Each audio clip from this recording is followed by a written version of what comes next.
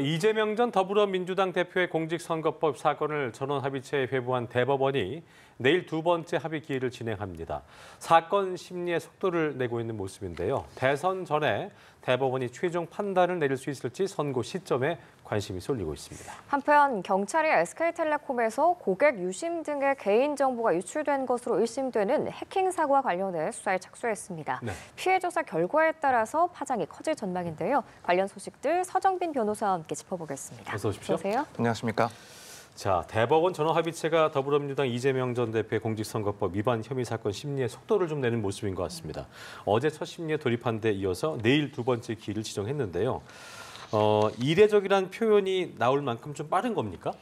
네, 정말 그 표현 그대로 무척 이례적이고 빠르게 진행을 하고 있다라고 보여집니다. 이제 네. 원래 대법원에서 이제 사건을 진행하는 순서를 보면은 처음에는 이제 대법관 4명으로 구성된 그 소부에 회부가 됐다가 뭐 사안을 봤을 때 판례 변경이 필요하다거나 혹은 소부에 있는 구성원들의 의견이 일치가 되지 않는다, 혹은 뭐 사회적으로 좀 중요한 관심 사안이다라는 판단이 되면 이제 그때 가서 전원 재판부로 회부가 되고 이후에 이제 합의 과정들을 거치면서 진행이 되게 되는데 이런 과정들이 있다 보니까 통상적으로는 한 사건이 뭐 결론 날 때까지 뭐 최소한 수개월 이상이 걸리는 게 보통이긴 합니다. 그런데 지금 이 사안 같은 경우에는 이제 소부에 회부되자마자 이제 대법원 전원 합의체로 곧바로 또 회부가 됐었고 그날 오후에는 바로 또 심리를 개시를 했습니다. 이 심리라는 것도 통상 한 달에 한 번 정해진 날짜에 대법원 전원 합의체 심리가 열리는데 당일에 이렇게 처리가 되고 나아가서는 또 내일 한 번 더 심리를 이제 예정을 하고 있다라는 그런 과정들을 봤을 때는 매우 빠르게 진행되고 있는 이례적인 상황이다라고 보실 수가 있을 것 같습니다. 자, 그렇다면 이렇게 대법원의 이 같은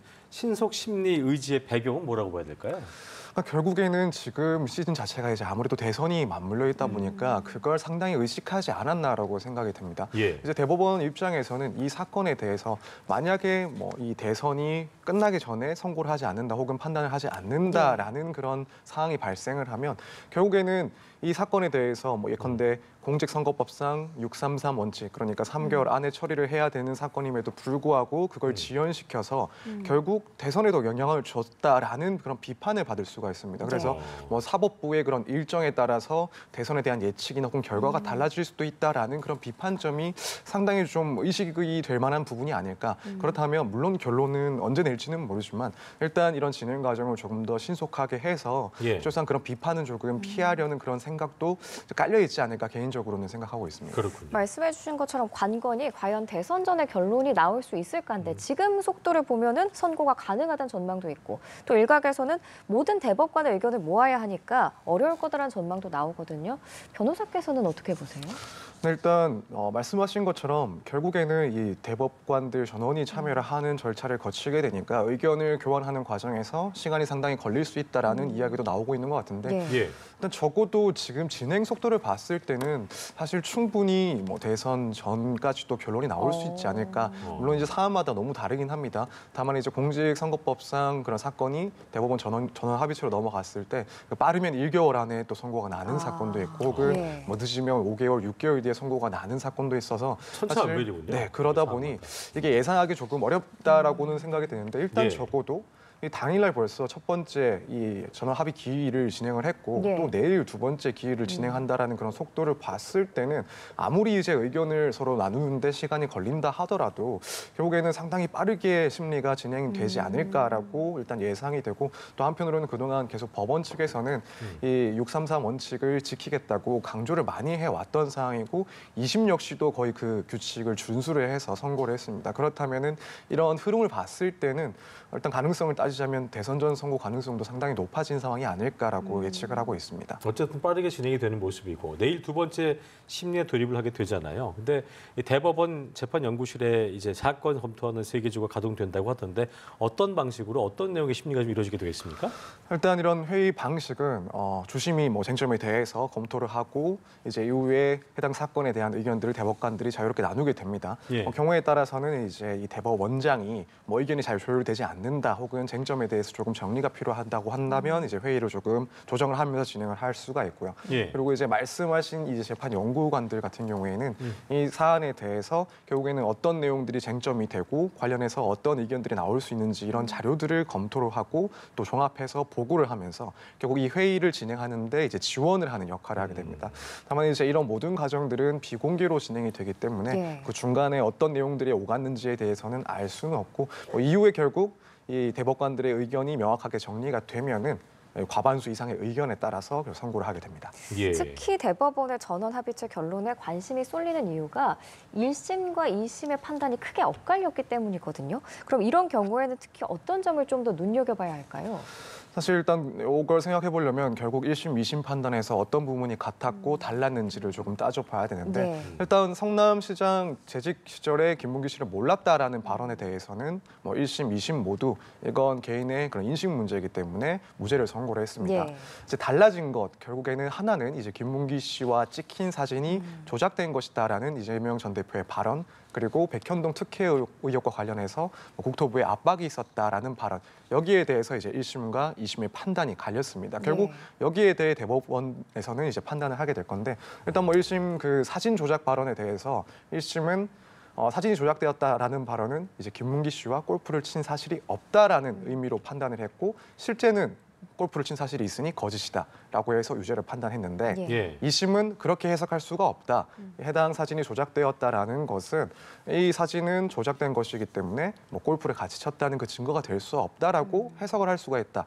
그렇다면은 여기에 대해서 유죄를 선고할 수 없다라는 판단을 했습니다. 그리고 이제 뭐 국토부의 압박 혹은 협박이 있었다라는 발언에 대해서는 1심에서는 그런 사실이 없었기 때문에 유죄를 선고를 했고 2심에서는 그 발언은 일종의 의견으로 볼 수 있다라고 해서 처벌할 수가 없다 이렇게 의견이 갈렸습니다. 결국 이 두 가지 발언, 고 김문기 씨에 대한 발언을 어떻게 평가를 할 것인지 1심과 마찬가지로 뭐 그런 김문기 씨와의 교류 행위를 부인한 것이라고 볼 것인지 아니면은 이 사진에 대한 뭐 말 그대로 이 사진이 조작됐다라는 의견으로 볼 것인지 혹은 국토부와 관련된 발언 역시도 사실에 대한 것인지 아니면 의견에 대한 것인지 여기에 대해서 결국 대법원에서는 어느 쪽 판단이 맞을지를 검토를 하고 결론을 내릴 것이라고 보여집니다. 그렇군요.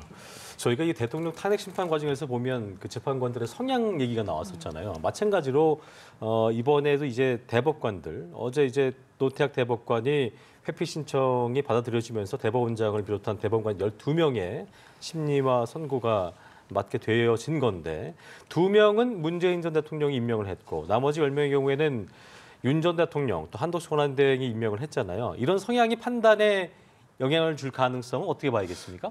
저는 이 사건에 있어서는 조금 영향을 줄 수 있다라고 줄수 있다? 생각을 합니다. 다만 이제 이게 정치적인 성향이라기보다는 네. 뭐 법에 대해서 보수적으로 접근을 하는지 혹은 진보적으로 접근을 하는지에 따라서 조금 차이가 있을 수 있다고 다시 말하자면 생각합니다. 1심에서는 유죄, 2심에서는 무죄였는데 그런 어떤 법관의 판단처럼 그게 다를 수 있다는 말씀이신 거죠? 그렇죠. 말씀하신 것처럼 1심, 2심에서 결론이 달랐다라는 것은 재판관 입장에서도 사실 이걸 달리 판단할 수 그러니까요. 있는 사건이라는 거고 특히 이제 사실관계에 대해서 논란이거나 혹은 쟁점이 있었다라기보다는 과연 이제 이 전 대표의 발언을 어떻게 해석할 것인지 어떻게 평가할 것인지가 가장 중요한 문제이기 때문에 그렇다면은 이제 결국 재판관들의 그런 성향에 따라서 이 평가가 달라질 수 있다라고 개인적으로 생각합니다. 예를 들어 좀 보수적으로 접근을 한다라고 한다면 결국 해당 발언이 선거에 미치는 영향이 컸다라고 볼 수가 있고 그렇다면은 이런 사안에 대해서는 거짓 사실에 대해서 엄격하게 처벌을 해야 된다라는 입장이 있을 수가 있습니다. 근데 반면에 조금 더 이제 진보적으로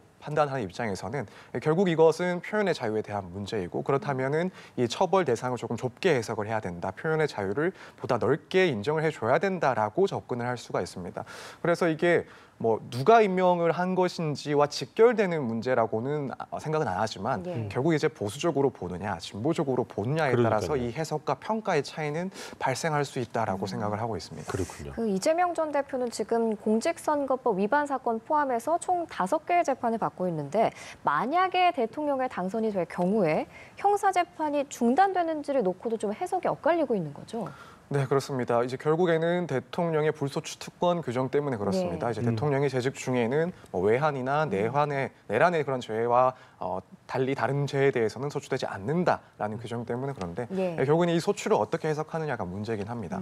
사실 이전까지 이 소추에 대해서는 일반적으로 생각할 때는 이제 기소를 예. 이야기를 했습니다. 그랬죠. 근데 이걸 그대로 이제 적용을 한다라고 하면 이미 진행 중인 재판에 대해서는 대통령이 당선이 된 이후에도 사실은 얼마든지 재판이 진행될 수가 있는 거죠. 이미 기소가 된 거니까요. 그렇죠. 기소는 이미 끝이 났으니까요. 근데 이제 이걸 넓게 해석하는 견해도 분명히 존재를 합니다. 그래서 여기서 소추라는 것은 이제 기소뿐만 아니라 이 공소를 유지하는 그러니까 현재 진행 중인 재판 역시도 멈추는 것이다라는 판단을 그런 의견이 존재하고 있습니다. 기소만을 얘기한 것이 아니라. 네. 그래서 이제 그런 입장에서 봤을 때는 만약 이재명 전 대표가 뭐 이후에 대통령으로 당선이 된다라고 한다면 재판이 멈춰야 된다라는 입장인 거죠. 여기에 대해서는 사실 논란이 아직까지도 있는 상황이기도 하고 뭐 실제로 이런 일이 발생을 했을 때 뭐 현실적으로 재판이 멈출 가능성도 있다라고는 보는데 이제 어쨌든 여기에 대한 논란은 뭐 당분간은 계속될 것이라고 생각이 됩니다. 알겠습니다. 자, 다음 주제 만나보도록 하겠습니다. 경찰이 SK텔레콤 유심 정보 해킹 사건과 관련해서 본격적인 수사에 착수했는데요. 피해 조사 결과에 따라서 파장이 클 거다라는 예상도 나오고 있습니다. 경찰이 일단 어떤 내용을 집중적으로 들여다보겠습니까? 일단 유심 정보가 실제로 해킹으로 인해서 유출이 된 것인지 또 해킹의 주체가 뭐 누구인지 혹은 해킹 방법이 무엇인지 여부에 대해서 일단 수사를 진행을 할 거고요. 뭐 관계자들뿐만 아니라 당연히 서버에 대한 그런 직접적인 조사도 진행이 될 겁니다. 그것뿐만 아니라 이제 나아가서는 피해자들의 규모는 또 어떻게 되고 실제로 이제 유출된 정보가 어떤 내용들인지 또 이것들이 또 악용된 사례가 있는지 여부 등에 대해서도 이제 다각적으로 조사를 진행할 것으로 보입니다. 그렇군요. 네, 뭐 SKT 측은 아직은 정보를 악용한 사례는 없다라는 입장이지만 이게 유출된 유심 정보가 탈취됐을 경우에 그 정보로 다시 불법 유심칩을 만들 수 있어서 또 다른 범죄에 악용될 가능성이 여전히 큰 상황인 거잖아요. 네, 그렇습니다. 이제 유심 정보를 이용해서 그런 불법적인 유심을 활용하게 되는 경우 보통 이런 경우를 보고 이제 심스와핑이라고 얘기를 하는데 심스와핑이요? 네, 그렇습니다. 그래서 이제 사실 이런 유심 정보가 유출되면 뭐 개인 정보가 유출된 그 자체로도 큰 문제긴 하지만 결국 이 유심 정보를 이용해서 다른 유심을 만들어내고 마치 자기가 소유자인 것처럼 활용을 할 수 있기 때문에 네. 이 추가적인 범행 그리고 피해가 발생할 수 있어서 더 큰 문제가 있는 그런 사건입니다. 그래서 뭐 개인 정보를 이용해서 다른 휴대기기를 이용하면서 마치 이른바 이제 대포폰처럼 쓴다거나 혹은 이제 그 정보를 통해서 금융기관 등에 접근을 해서 금전적인 피해를 입힌다거나 또 요즘에는 뭐 가상자산 같은 경우에도 핸드폰으로 많이 거래를 하다 보니까 그런 추가적인 피해도 충분히 발생할 수 있기 때문에 이 사건 자체가 무척 중요한 그런 상황에 해당을 합니다. 그렇군요. 이 통사가 해킹 공격 당한 것이 뭐 이번이 처음이 아니기 때문에 2년 전에 같은 경우에는 LG U+도 해킹 공격을 받은 적이 있고요. 또 당시 보면은 약 30만 건에 이르는 고객 정보가 불법 거래 사이트로 유출이 되면서 파문이 일었었잖아요. 네, 그렇습니다. 이게 2023년에 있었던 일인데 이제 다크웹이라고 하는 이 불법 다크웹이요? 거래 사이트, 이 거래 사이트에서 LG U+가 보유하고 있던 고객 정보, 고객의 개인 정보 약 30만 건이 이제 유출되는 사건이 있었습니다. 당시에 이제 분석을 해본 결과에 의하면은 유출된 그 개인 정보가 뭐 29만 7천 건 정도가 되고 그 유출된 내용도 휴대전화뿐만 아니라 뭐 이름, 주소, 뭐 생년월일, 이메일, 유심 고유 번호 이런 여러 가지 항목들이 다 유출이 됐던 그런 사건이고요. 그래서 이제 이 조사 결과 당시에 이제 LG U+ 측에서는 서비스 운영이나 혹은 뭐 관리하는 그런 보안 환경이 외부의 침입에 상당히 이제 취약했다라는 평가를 받았었고 이제 과징금을 또 68억을 부과를 받기도 했었습니다. 그리고 뭐 이 사건이 있고 나서는 당연히 이제 LG U+ 측에서는 뭐 1,000억 원 규모의 그런 정보 보호 투자 계획을 포함을 해서 다시는 이제 동일한 그런 상황이 발생하지 않도록 대책을 세우겠다라고 약속을 하고 또 추진을 했었고요. 근데 지금 불과 한 2년 만에 또다시 이런 고객들의 정보가 유출되는 사건이 발생을 해서 결국 이런 통신 업체들의 그런 고객들에 대한 정보 관리가 상당히 취약한 것 아니냐, 여전히 나아진 게 없다라는 그런 비판도 나오고 있는 상황인 것 같습니다. 네, 그러니까요. 이런 대규모 해킹 피해가 반복되고 있고 또 최근에는 이 정보를 빼내가는 해킹 기술도 고도화되고 있잖아요. 말씀해 주신 것처럼 국내 업체들의 보안 문제 좀 걱정이 되는데 대안 마련이 아직 안 된 건가요? 좀 어떤 점들이 필요할까요? 네, 물론 기술적으로야 당연히 이제 뭐 그런 보완들 혹은 관리 대책들을 세우고 있을 거라고는 생각을 하는데 네. 말씀하신 것처럼 워낙 이제 해킹 관련 기술들도 급속도로 발전을 하고 있고 특히나 뭐 AI 인공지능을 통해서 또 이런 범행에 이용하는 경우들도 증가할 것으로 보여서 네. 사실 그것들이 따라가는데 상당히 시간이 걸리지 않을까라고 생각이 듭니다. 특히 이제 뭐 스마트폰 유심 같은 경우에는 우리가 일상적으로 가지고 있는 어떠한 물건들보다도 개인정보에 대해서 상당히 많은 양이 그렇게 포함돼 있고 이게 유출됐을 경우에는 큰 피해가 충분히 예상되는 그런 기기에 해당을 합니다. 그래서 이제 뭐 기술적으로는 당연히 이제 이 통신 업체들이 해킹 기술에 발맞춰서 빠르게 그 대책을 세워야 되는 것은 맞는데 또 한편으로는 이제 법적인 그런 제도화도 필요하지 않을까 이런 기술 대책을 마련하는데 뭔가 지원이라든가 혹은 그런 대책 마련에 미비점이 있을 경우에는 또 엄격한 규제를 할 수 있는 그런 시스템을 좀 마련해야 될 시기가 아닐까 이렇게 생각을 하고 있습니다. 처벌 조항은 어떻게 좀 관련돼 있습니까? 사실 결국에는 이런 경우에는 뭐 정보통신망법 위반 문제가 될 수 있긴 한데 업체들도 뭐 고의로 이런 것들을 유출하는 경우가 아니라 결국에는 시스템상의 이런 보안 미비점으로 인해서 정보가 유출되는 것이라서 결국 이것을 뭐 형사적으로 처벌한다기보다는 뭐 네. 과징금과 같은 그런 행정적인 처분들이 많이 이어집니다. 물론 이걸 뭐 해킹하는 뭐 범죄 주체들이야 당연히 형사적인 처벌을 받을 수 있긴 하지만 이런 업체들 그러니까 피해를 사실은 일차적인 피해를 본 업체들에 대해서는 이런 과실들에 대해서 뭐 행정적인 처분이 이어지는 상황입니다. 알겠습니다. 대책이 필요한 상황인 것 같고요. 다음 주에 만나보죠. 어제 강북구의 한 마트에서 또 안타까운 사건이 발생했는데 묻지마 흉기 난동 사건이 발생을 했습니다. 피해자들과 인면식도 없는 사이였다고 하는데 마트 내부에 진열되어 있던 칼을 이 포장을 벗겨서 흉기로 삼았다고 하더라고요. 네, 그래서 이 내용을 보면 사실 뭐 다른 그런 묻지마 흉기 난동 혹은 뭐 흉기 살인 사건과 마찬가지로 상당히 좀 충격적인 네. 사건입니다.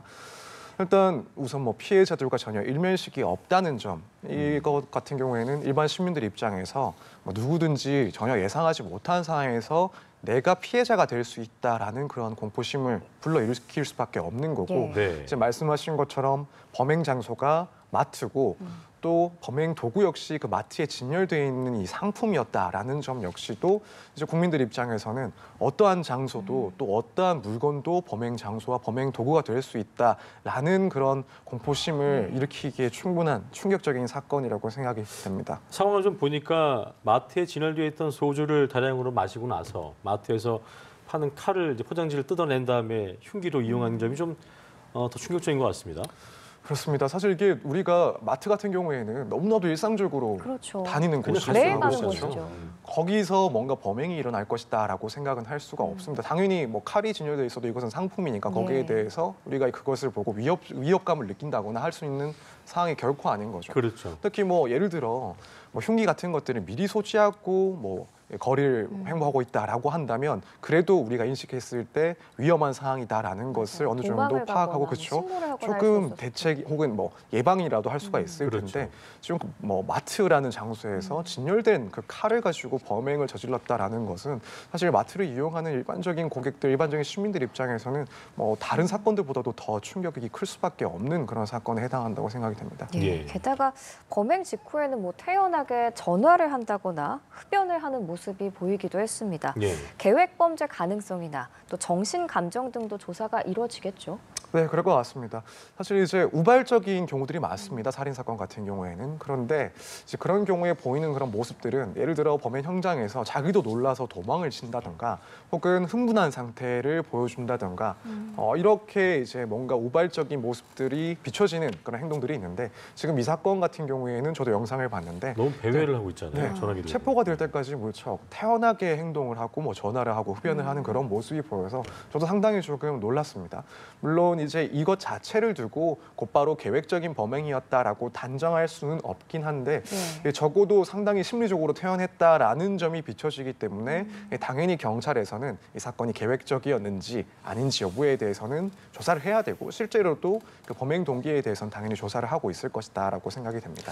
당초에는 흉기 난동 벌인 20, 30대 남성한테 살인 미수혐의 적용했다가 피해자 한 명이 또 숨지면서 살인 혐의로 변경이 됐는데 처벌 수위 어떻게 좀 변경되는 겁니까?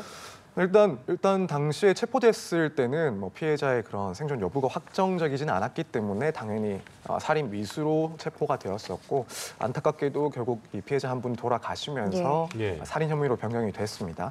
이제 살인죄는 법정으로 이제 규정을 하고 있기에는 사형 무기 또는 징역 5년 이상의 형을 선고하도록 되어 있고 만약 이제 미수로 그쳤다라고 한다면 이제 양형 기준에 따라서 뭐 상한이든 하한이든 다 감경을 하게 됩니다. 근데 지금은 당연히 이제 살인죄로 처벌을 받을 것으로 예상이 되기 때문에 이제 미수였던 경우보다는 훨씬 더 높은 형을 받게 될 것으로 보이고 일단 기준들이 이제 마련되어 있습니다. 양형 기준에 따라서 조금 판단을 해보자면 이 살인 사건의 유형을 나누어 놓는데 적어도 이 사건 같은 경우에는 최소한 이제 비난 동기 살인이라고 판단을 받을 것 같습니다. 그러니까 뭐 다툼이 있었다거나 혹은 목적이 참작할 전혀 만한 없는, 그렇죠? 그래서 비난을 할 수밖에 없는 그런 살인이라고 비난 동기. 평가를 할 것이라고 일단 보여집니다. 그래서 형량에 대해서도 뭐 조심스럽게 예측을 하자면 최소한 이제 징역 15년 이상을 훨씬 상회하는 그런 중형을 또 처벌받지 않을까라고 예상을 하고 있습니다. 알겠습니다. 네, 알겠습니다. 오늘 사건 현장 서정빈 변호사와 함께했습니다. 말씀 말씀 잘 고맙습니다. 들었습니다. 감사합니다.